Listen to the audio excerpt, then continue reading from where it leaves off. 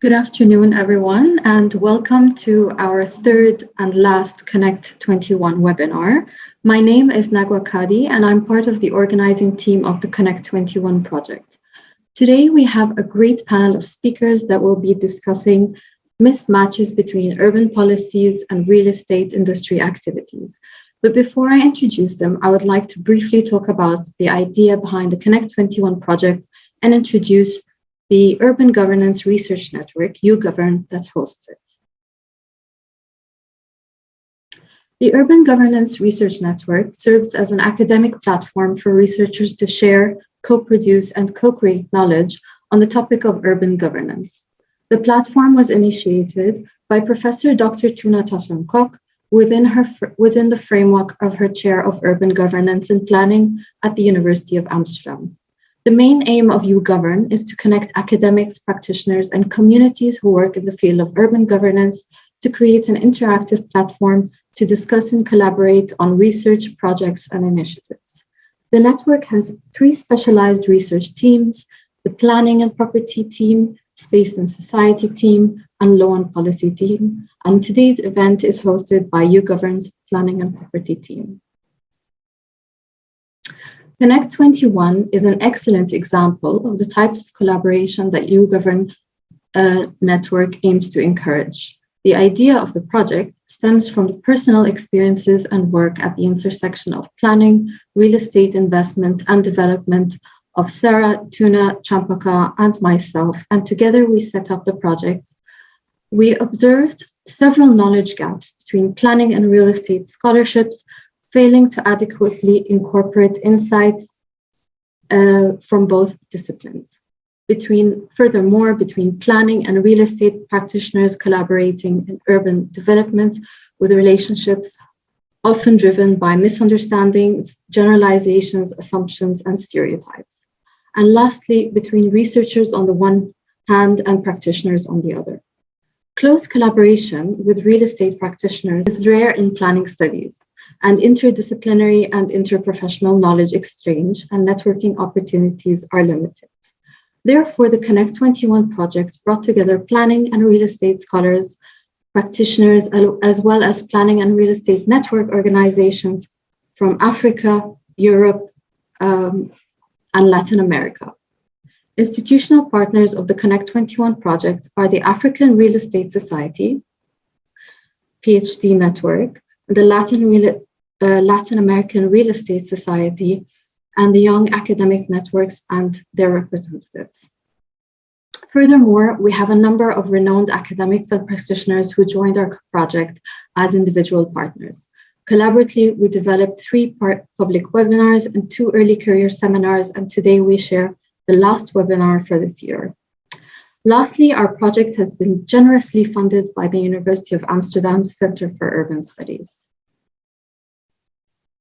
If you have missed our previous webinars, you may find them on UGovern's YouTube channel, and as well as our early career seminars where academic mentors give valuable advice to early career scholars on how to deal with challenges related to research at the intersection of real estate and planning, how to look for networking opportunities, and other valuable inputs.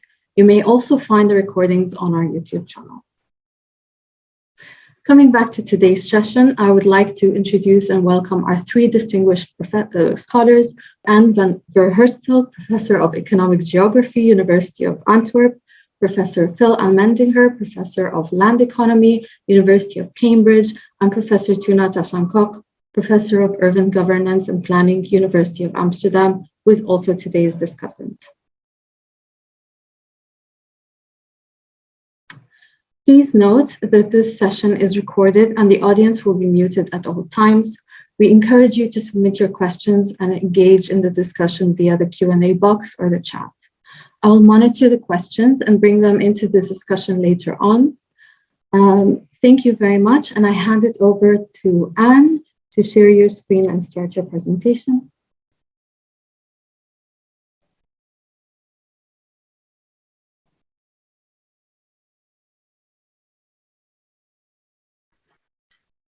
Hello, good afternoon. Nice to meet so many interested people just before the weekend starts. Well, to identify mismatch.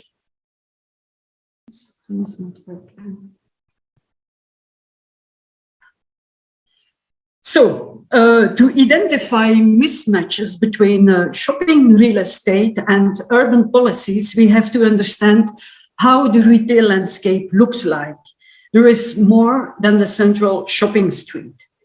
The retail landscape nowadays is the result of a long history of planning or not planning and real estate activities. This story I will tell is part of an article that soon will be published in Regional Studies in Open Access for whom is interested. This retail landscape is mainly written from observations in Belgium, and these are very alike with the French situation. But in the last decades, also countries like Germany, the Netherlands, and the UK that used to have stricter retail location policies than Belgium and France evolved towards less strict policies. So in Europe, retail has its origins in the medieval annual fairs near castles and monasteries. Their inhabitants were the first consumers who could buy the surplus of traditional production. Where consumption became sufficiently large and stable, permanent shops emerged on central locations. And for a very long time, retail remained small in scale. A true retail revolution only occurred after World War II, although important organizational, commercial, technological, distributional innovations emerged already in the mid-19th and the early 20th century. Think, for instance, about large department stores that were built in major cities from the second part of the 19th century. But only since the 1950s, large supermarkets and hypermarkets, as well as other big box developments in the urban periphery, have profoundly changed traditional shopping. In Western Europe, it started with a scale increase in the food and grocery retail. While still dominated by small traditional shops until after World War II, the food retail sector became dominated by supermarkets and hypermarkets from the 1960s onwards. And this new rational organization of retailing resulted in a supply shift from central shopping streets to the periphery. City centers generally lacked the necessary space or real estate to house large-scale retailing or provide substantial parking facilities. And additionally, the market was shifting to the periphery following the suburbanization of the middle class. Three waves of decentralization can be discerned. After the first wave in the 1960s of grocery retailing, the second wave started around the 1980s and typically is concerned big box developments selling bulky items like furniture, do-it-yourself items, gardening items, and so on.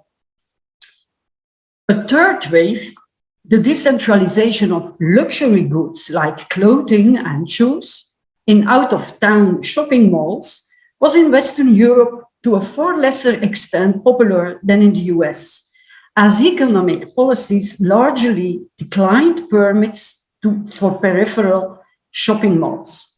In Western Europe, from the early 1990s, more shopping malls were built, but often forced to locate in inner cities.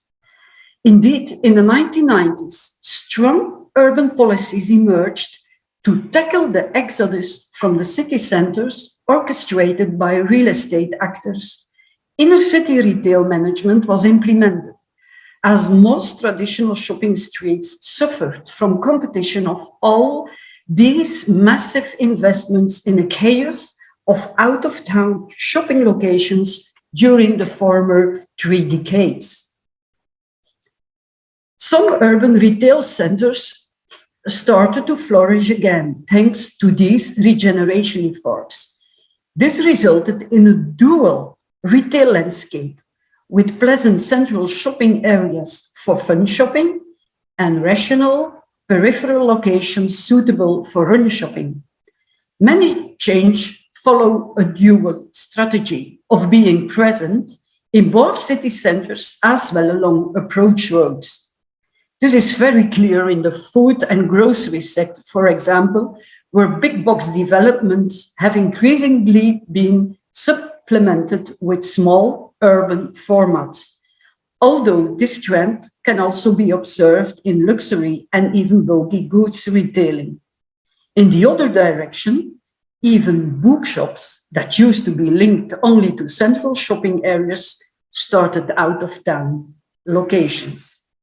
In this period, especially traditional secondary shopping streets and scattered stores had a hard time surviving in this dual strategy landscape.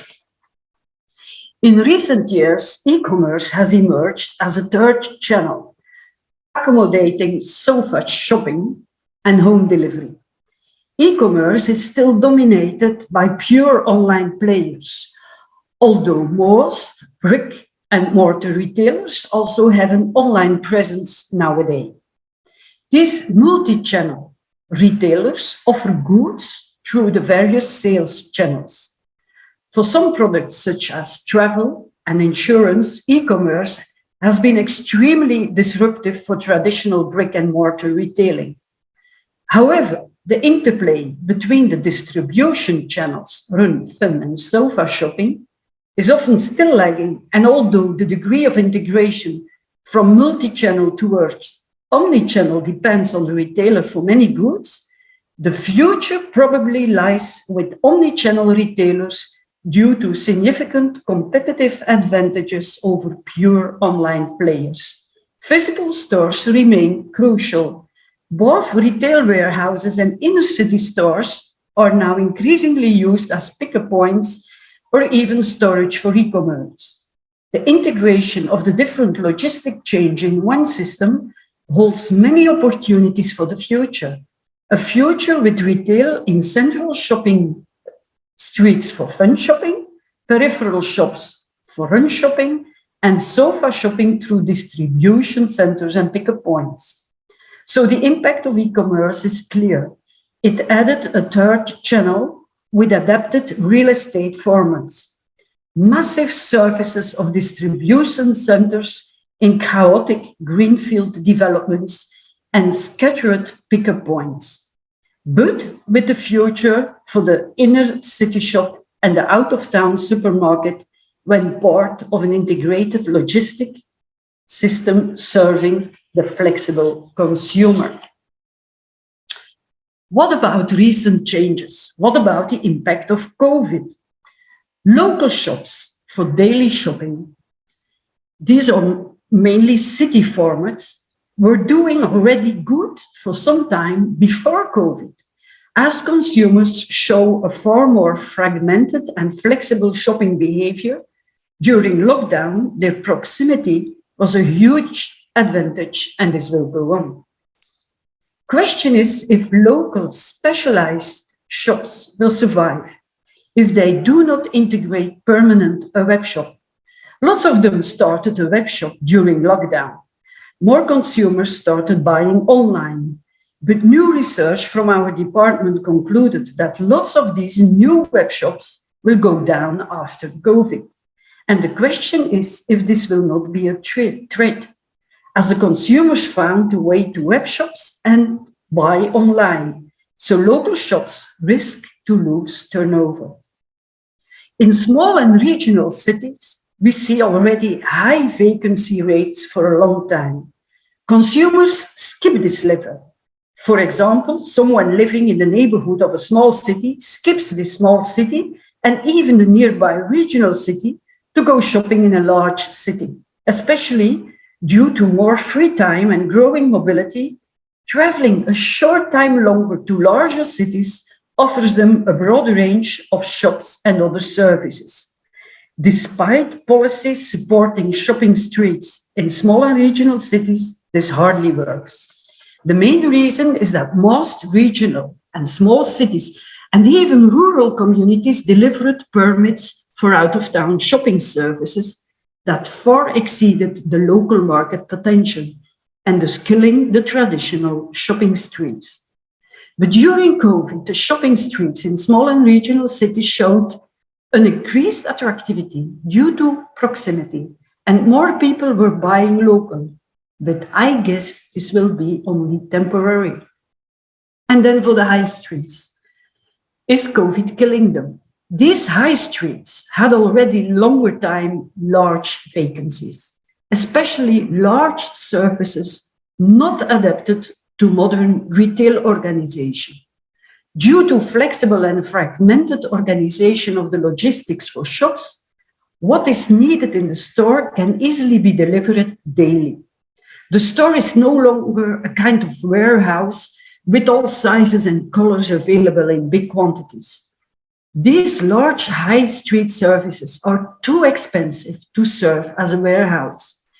Indeed, for some years, the rents on prime locations are overheated, and tenants of these large services seek to rationalize on these expensive large locations. They invest in cheap out-of-town locations, or they move to smaller surfaces in the city center, often a bit away from the top locations, and they invest in a web shop. The COVID-19 pandemic has accelerated especially the trend towards e-commerce, as the product categories of the high streets, clothing and shoes are very popular and suitable for sofa shopping. How to survive?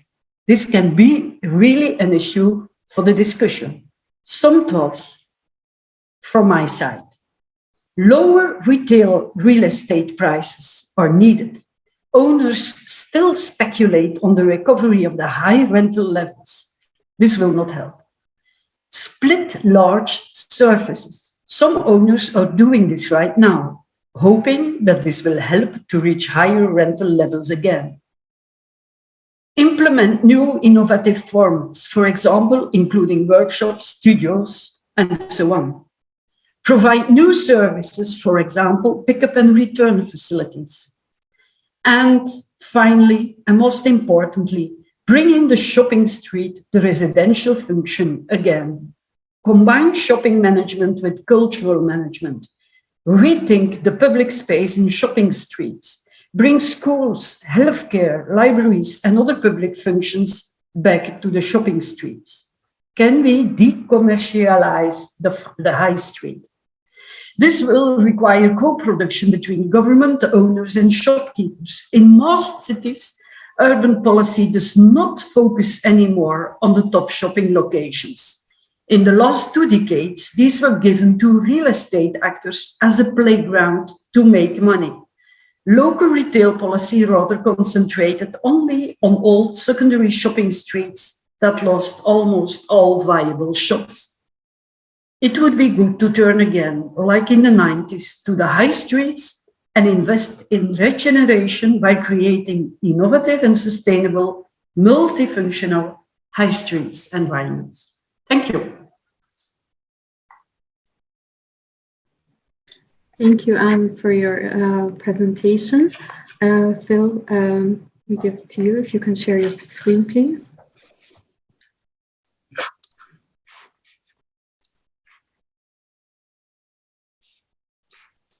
Is that okay? Okay. Yep, thank you. Well, thank you all very much. And thank you, Anne, for your talk too. I'm going to step back a bit and reflect on some of the broader, wider issues to do with the post-pandemic city. Because I think, like a lot of planners and urban geographers, we've experienced the horror of the pandemic, but with a certain amount of interest that this was a very urban focused phenomenon and things were changing, and that's always of interest as well to those of us who are focused our research on cities. And my co-researchers who I'll mention, Stefania Fiorentino, who was at Land Economy in Cambridge, and I secured a grant to start to explore planning the post-pandemic city. And Ada Lee, who's one of my PhD students, is also part of the project as well. And this is a live project, it's very much in play. But the two things that I want to emphasize from the start are firstly that this is clearly a fast-moving area, if you like. Now, where we started from, looking at planning in the post-pandemic city, is certainly not where we are at the moment. And I'll come on to talk a little bit about why that's the case. And the second dimension is that it became clear to us that this needed to be very much an international piece of research, because how the pandemic has landed in different cities depends very much upon the local factors, the planning system being one, but also the national response to the pandemic. So looking at the impacts on cities such as Stockholm is going to be very different to looking at impacts on cities such as Hong Kong. So we've had to broaden out our perspective to really try and capture what we felt was the totality of the post-pandemic city. So overall, the research is shifting, and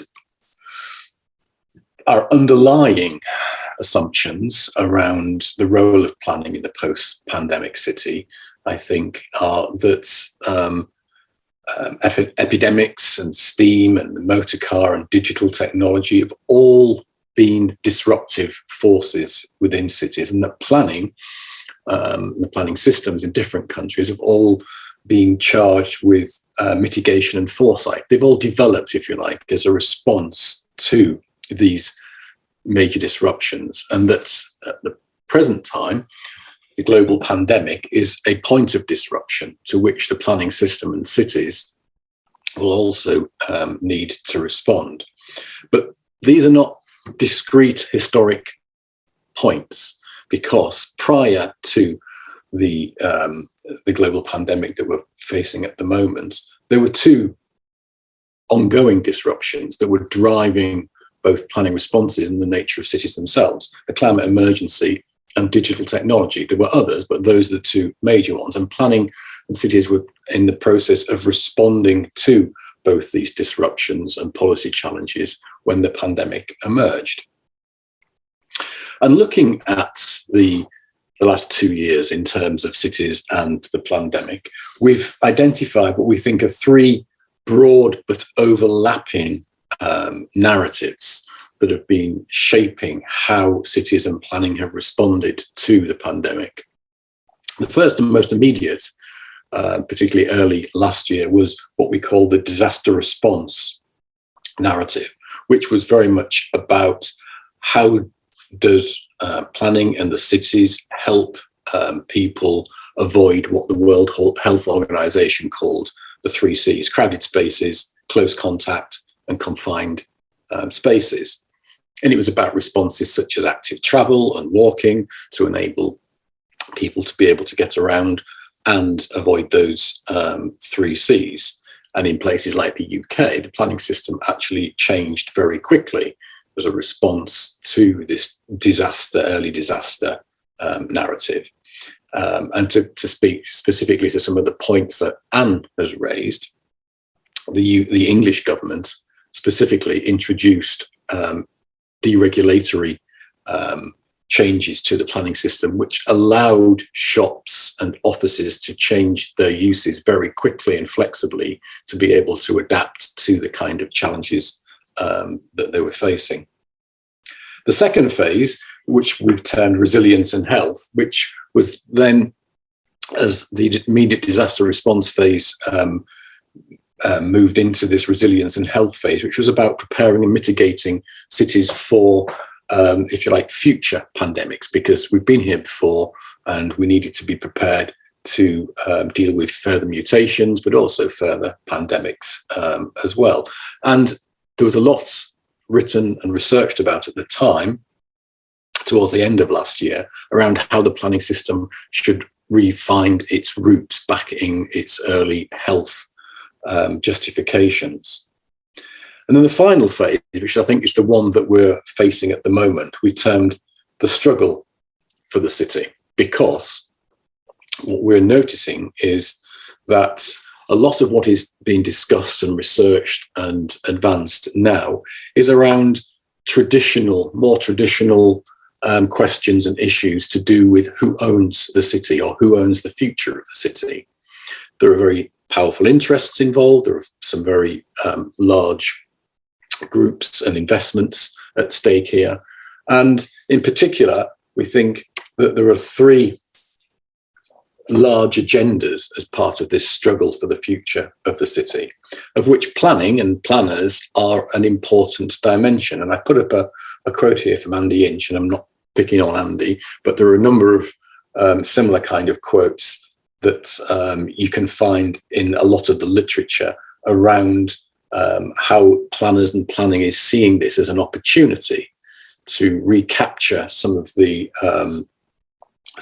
future of the city. And as Andy says, and the challenge for the cities is probably unprecedented. It requires rapid and far-reaching transformations, etc. Planners are attuned to identifying seeds of more socially just and environmentally sustainable worlds around them. And the underlying picture here is very much one that cities do have a future, and that wasn't at all clear, I think, earlier on in the pandemic from some of the things that were being written. But it's very much about that future should be shaped by the values of a particular group, in this case being planners and the kind of values that they have. The second major element of this competition for the future of the city comes from the businesses. And there is a strong narrative emerging in some areas around a business agenda about build back more and give us more freedom. That cities are going to have to be much more flexible, much more fleet of foot and adaptable to the kind of challenges that the pandemic is bringing. And this is driven in some ways by the immediate responses and ongoing trends that came out through the pandemic, and Anna's spoken about some of those to do with changing retail and office space demands and needs by the users, developers and investors. There's been a lot of talk around hub and spoke models in the future, and this is largely around property developers trying to shift the focus from cities to the surrounding towns and trying to open up towns as being opportunities for new development. Also, the need and flexibility to respond to these unknown and changing needs. In other words, we need to be able to have the freedom to be able to adapt for economic purposes, but also to ensure that cities have a future. And there is also finally a driving economic imperative to ensure that cities don't lose out to the kind of changes that the pandemic has brought. So that's the second narrative that's emerging. But the third one, and this is the one where I think we need to have a lot more focus as researchers around cities and planning, is how these agendas are competing with existing and emerging other agendas to try and capture what it is that the city looks like in the future. And here we're talking about the climate emergency, about digital disruption, about the pressure to address inequality and exclusion, around housing affordability in many of our cities, and of course, pollution and congestion. So how will this play out? Well, this is very much around the research that we're undertaking at the moment. And we're approaching this by seeing the pandemic as a disruptive incident, but also providing an opportunity for these different interests to be able to drive agendas and capture the future of the city. We're seeing this very much as a political moment to project a particular future of the vision as an opportunity to be able to, as I say, talk about and capture the future of the city. And when you look back through history, you'll see these various points, these various opportunistic disruptions, and how stable agendas were very much thrown up into the air as a result of them. And these are opportunities when we think the purpose and nature of planning and cities is brought into question. But these are very short windows. these windows close very quickly, and what is very fluid then becomes very stable in the future. So we are looking at the ways in which this is playing out in different cities around the world.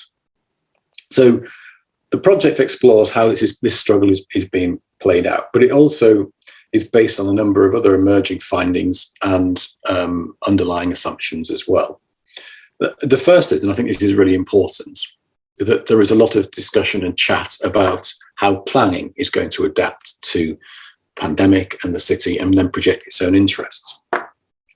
We feel that we need to deconstruct this rather homogenous view of planning and see planning as being in fact made up of a number of different elements, be they development planning, economic planning, transport planning, regulatory planning, etc. Because the pandemic is going to land on those different themes and elements of planning in different ways. The second point and the second question that we're trying to explore through the project is if the pandemic is moving onto and up the agenda of cities and planning, then something must be losing out. You can't all be of equal importance and be effective at the same time. So what interests and what narratives are losing out if the pandemic is moving up the agenda? The third is, and this is a very recent element to the research as well, that's emerged quite in the past couple of months or so, is that there are a number of attempts to create synergies between the pandemic and other disruptive policy agendas, particularly around climate change and the climate emergency. The point being, and this is the ones that is being made, that society has been very willing and able to make huge sacrifices and interventions to tackle the pandemic. And that spirit and that culture is necessary for us to be able to effectively tackle the climate emergency. Fourthly, we're trying to understand and explore how much and to what extent the post-pandemic city looks like the pre-pandemic city. And in places like Cambridge, where I am at the moment, it's becoming clear that actually the pre and post look pretty similar. There aren't a huge number of differences. The same kind of challenges and issues that the city was trying to face and address prior to the pandemic a couple of years ago are now very much back on the agenda. They never went away, and that's around affordable housing, traffic congestion, public services, etc. And then finally, and I think, again, this is really important, and Anne mentioned this as well in her point about acceleration, the extent to which the digital challenge is actually going to be far more disruptive than anything to do with the pandemic or the climate emergency. And if there is an impact upon cities in terms of the extent to which they are reshaped and the extent to which they have a future, to what extent is that going to be driven by the digital disruption rather than simply the pandemic, and how do we separate the two? So that's our project. It's very much ongoing. We have a contract to sorry, I'm just losing my thing there. And we have a contract to publish a book based on the research. And this is something that we're at the moment working on, and it'll be coming out sometime early next year. So I will leave it there for now. Thank you, Phil. Thank you, Anne, both for your presentations. I will pass it over to Tuna to start the discussion. Many thanks, Anne and Phil, for these interesting presentations and ideas you shared with us today. In this final webinar, we wanted to close the open ends and see how, to what extent, the mismatches between the public planning instruments and mechanisms and the property industry dynamics are influenced by the COVID-19 pandemic. Of course, it's mainly based on estimations because we are still going through the pandemic pretty much. and presented how the retail industry trends are changing in and around the cities. And Phil, you shared with us how the disruption from the pandemic may influence planners and planning dynamics. Your talks were complementary to each other in many ways. In our ongoing project, research project, WIC, What is Governed in Cities, which I co-coordinate with Mike Racco and Patrick Legales, we are also looking at the relationships between property investment flows and regulatory arrangements, especially in Amsterdam, London, and Paris.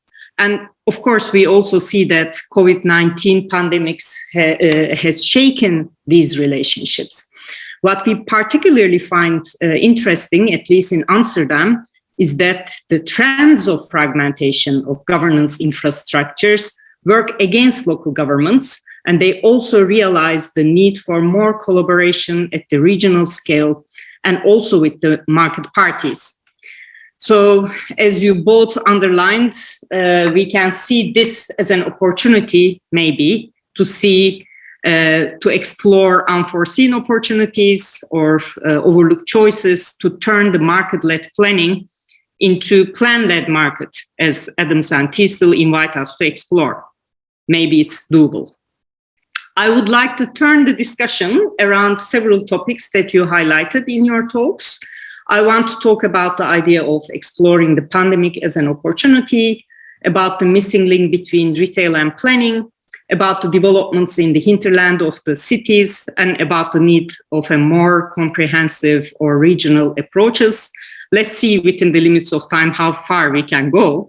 So Nagwa will stop us if we are getting short of time.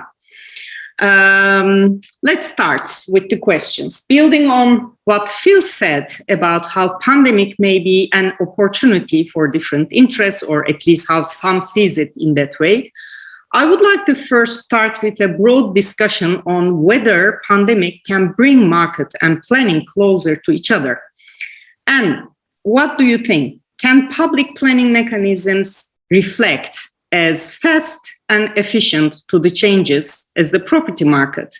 And can they see the opportunity to collaborate better with the market actors? What are your views on that? Knowing the retail and market side better, perhaps you can put some ideas, and then I'll give the floor to Phil to react. Okay, yes. Well, I think that the mismatches are mainly due to differences in scale and time horizon planning and real estate actors use.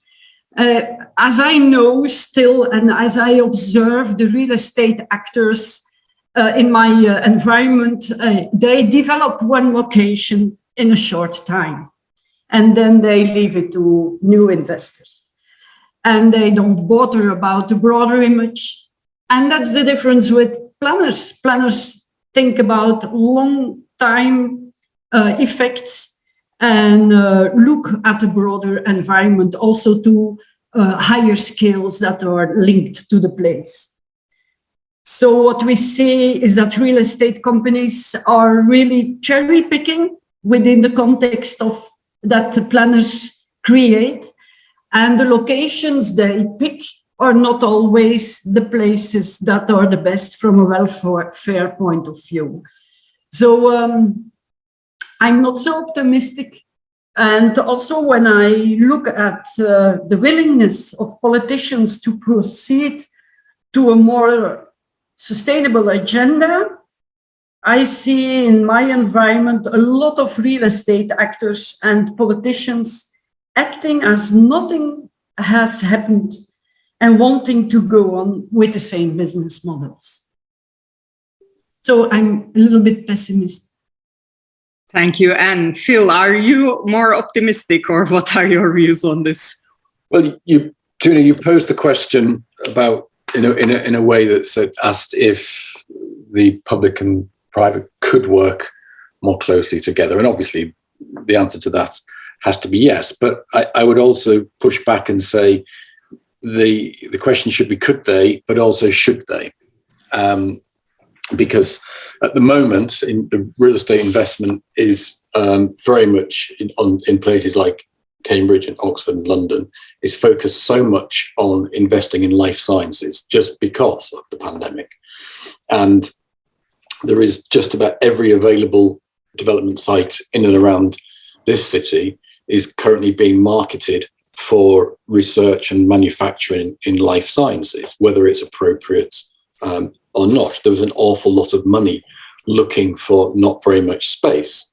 And the problem with that is, as I was saying, that a lot of the challenges and issues that cities face haven't gone away, and that in fact the public planning system is there to try and smooth out these this hot money who's looking for spaces. And I'll give you a specific example, which is around AstraZeneca, whose £1 billion new headquarters is in Cambridge.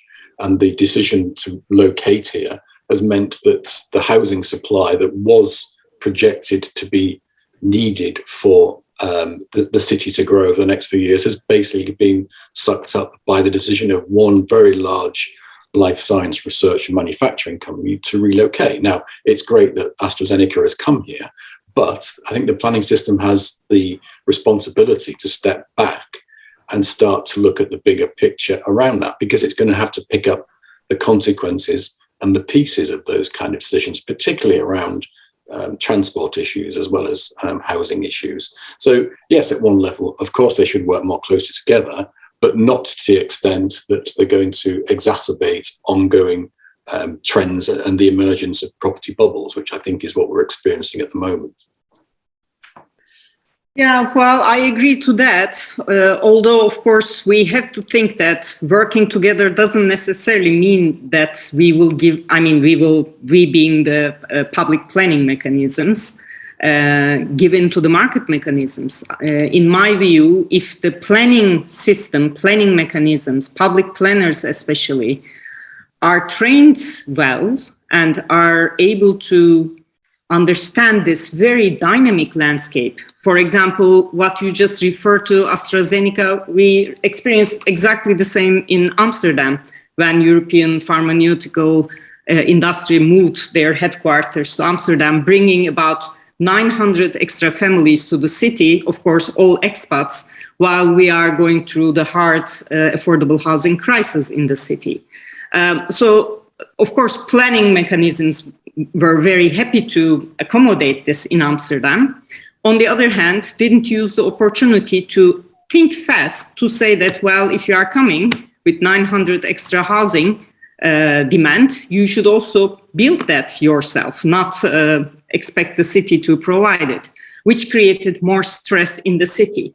So in my view, working together with markets means more like knowing the mechanisms of the market better and acting faster, as fast as at least as market, to see unexpected from the market. They are better in that, especially in periods like the crisis, I think. We can see that planning mechanisms, the bureaucracy, the politics goes very slowly in that respect. But, well, let's maybe move to the second point, because that's also related. I wanted to bring the discussion to the retail, the direct impact of how retail trends shape cities, actually, and gave us a very good overview on how retail dynamics are being influenced in the cities in general. And Phil, also, you referred to the changing business agendas. Phil, how do you think that fragmented and opportunity-driven planning systems will deal with fundamental changes, like main shopping streets are even more rapidly losing retail, or new dynamics, last mile logistics are gaining importance in the periphery. There are new locational logistic choices, as you were also referring. Do you think these changes will bring retail sector closer to planners? Which, in my view, is a gap in our education. We don't know how retailers work and think in planning education. And I think it has also consequences for the practice. What are your views on that? So I mean, just to go on to the changing nature of retail, which Anne covered as well, it's going to depend, and it is depending very much on the where. So we know, for example, that large plates department type stores, they are under pressure, and and many are closing. As it happens, all of the large plate retail stores in London that have closed have been repurposed very quickly for new uses, either retail or a mixture of uses. Those that have closed outside of London, particularly in the north of England, still largely remain empty. So there is a where question as well as to the what question, if you like. The second is around, and this goes beyond your question on points on skills and knowledge, which I think is important. It's also to do with the nature of space. So in a kind of neoliberal competitive urban environment, you'll find that cities are competing to try and attract what it is that those that are still investing. Whereas actually what's going to be required, I think, is not so much skills and knowledge, but greater regional level understanding and planning. And again, this goes back to planning governance and the nature of how the system has been set up and organized. But I mean, then to go back to I think your first point, which is, and you said it in the end of the last question, about planners being trained well. I think, again, that is going to be the crux of this. What skills and knowledge are going to be required in the post-pandemic city? And I know that Mike Racco has pushed back on the notion of the post-pandemic city in the chat, but I'm going to go with it anyway. What skills and knowledge are going to be required? Is it going to be back to the health origins of planning around space and sanitation? I suspect it's not. Is it going to be greater understanding of investment and finance? I think that's going to be part of it. But, I very much hope we do not lose the focus upon sustainable development and the climate emergency. And if we go too far down how to respond quickly to the market to ensure that planning system and cities are responsive, then in fact we lose some of that we know cities need, which is around a much more socially, environmentally and economically just city at the same time. Thanks, Phil. I will give the floor immediately to Anne for a response, perhaps. How do you see it from the retailer's point of view, Anne? Yeah, from the retailer's point of view, but also more in general, I think I agree with Phil, but I would like to add that we have to look at the place of planning within the total governance practice.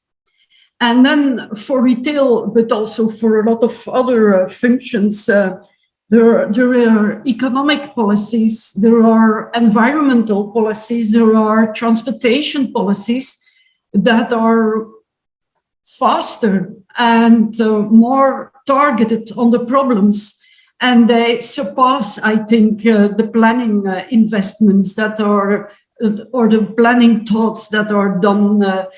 I sometimes have the impression that the planners are the first to have the good ideas, like Phil presented in his presentation very well. And we see this kind of analysis very well. But then we develop as planners a very broad, long-term programs. And in the meanwhile, economic, environmental, and transport researchers and planning and policy people, they are going very fast and into problems, and then we are too late, I think, sometimes. Yeah. So it's again maybe a little bit the time horizon that provides us a problem. Lack of flexibility within planning, I would say. Thank you so much. I think that you both touched the next 2 points that I want to talk about, the the regional view to problems, and also a little bit the hinterland of cities, what's happening there. But I have the feeling that we have the time now for the questions from the audience, and if we still have time left, we can come back to that. Nagwa, do we have questions from the audience? Yes, actually, we did have the question of Mike about the post-pandemic, but already Phil touched upon that. And another question was that, that the Netherlands Environmental Assessment Agency, they estimated last year that the vital centers would be hit hardest due to COVID, but they would probably recover in the midterm. And how would that impact out-of-town shopping malls? And is it similar to city centers? It's for me, I think. Yeah, I think it was asking about Belgium. How would you see Belgium?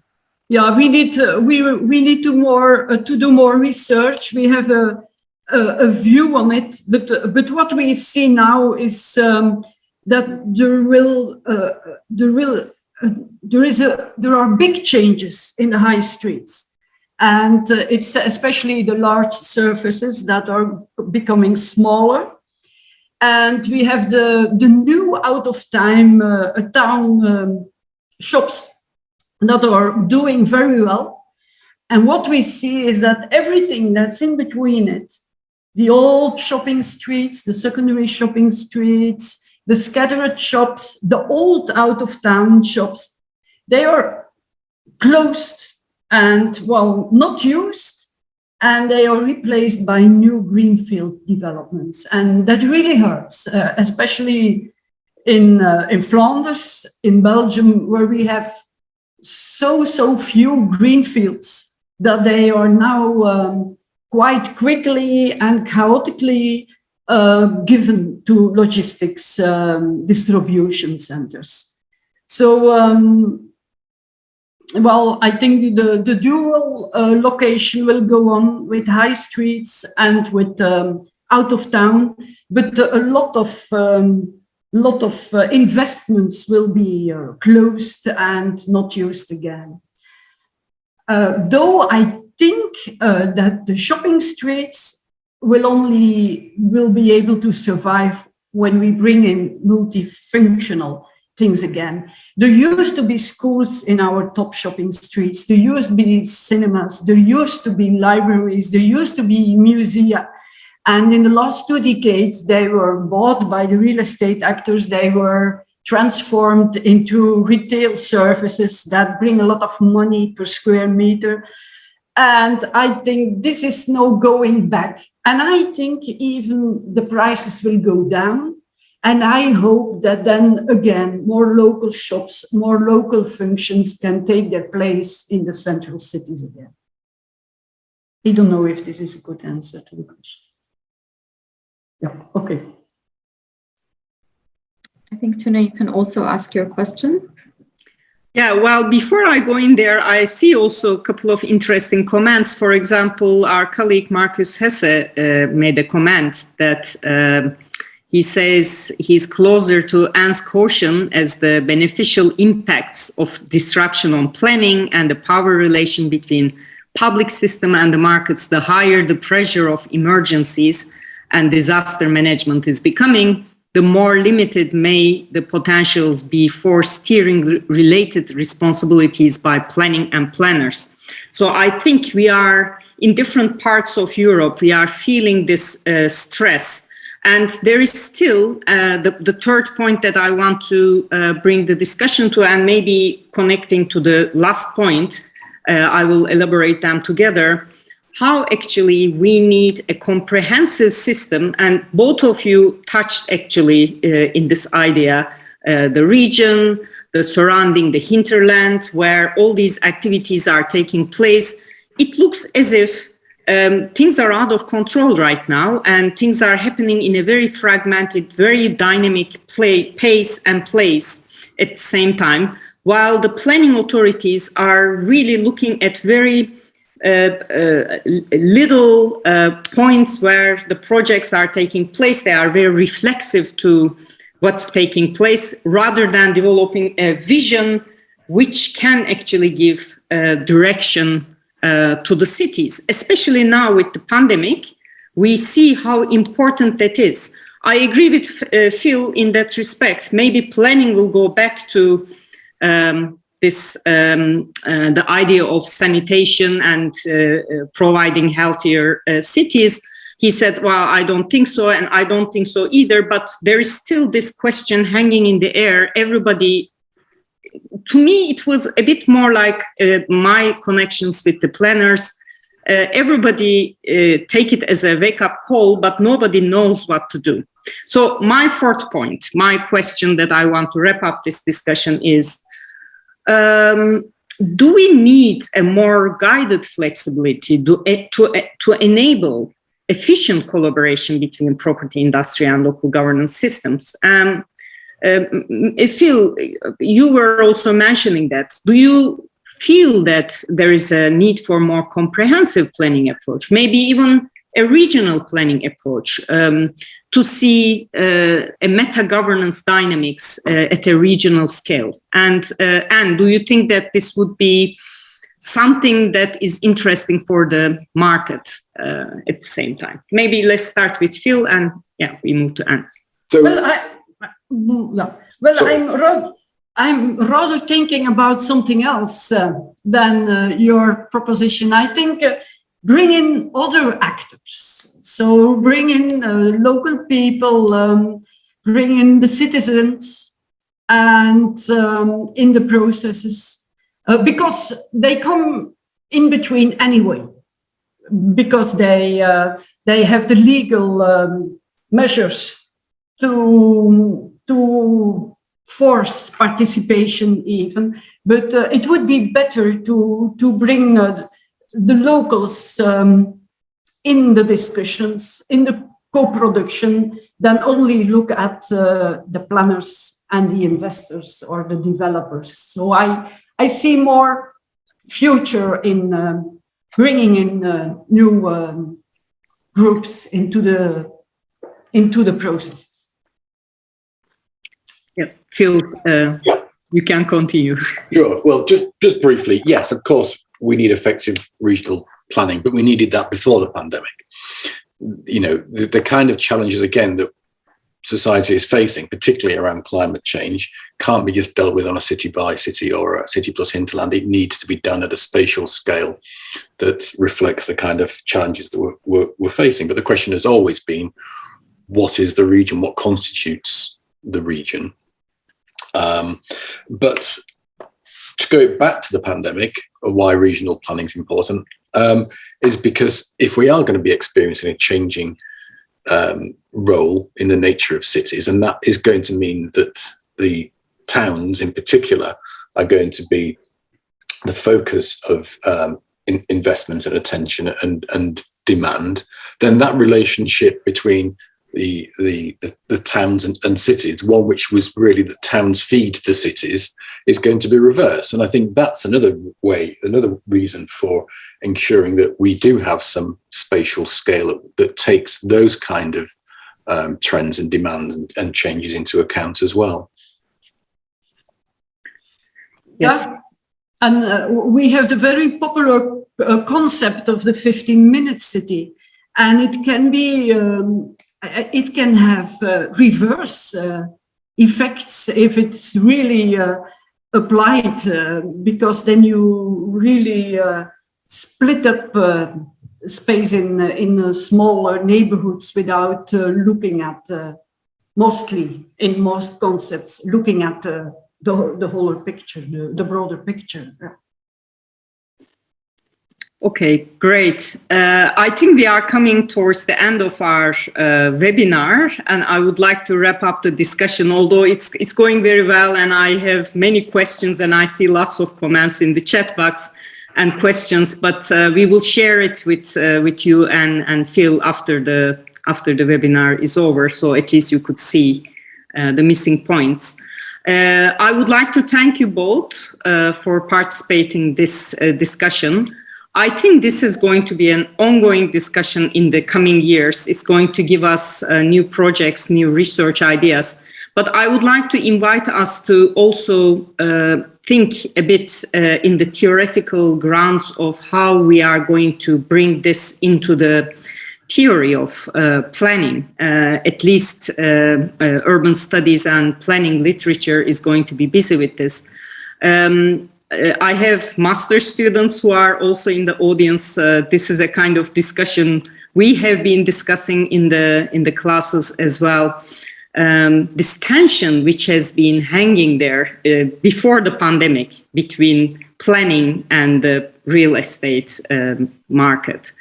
I think the pandemic worked as a new catalyzer for thinking new directions we can take. And I'm not that pessimistic. I'm a little bit more optimistic in that respect. I really believe, I like the discussion of Adams and Teasdale to turn market-led planning mechanisms to plan-led market mechanisms. And I think that we can now initiate those mechanisms. I agree also with you, we should, and we are, especially if you look at the regulation of cities, you can see that the new regulations, new reflective regulations are more open to participatory dynamics, citizen participation, co-production, because they have no choices to provide affordable housing. So now there are more actors are getting together. So how are we going to theorize planning in this new era? I think planning is going to change in the coming decades big time. I think at this point I will stop talking. Nagwa, thank you both. Thank you very much, Anne, Phil, and Tuna. This was a fantastic discussion and a great wrap for the ending of the Connect 21 project.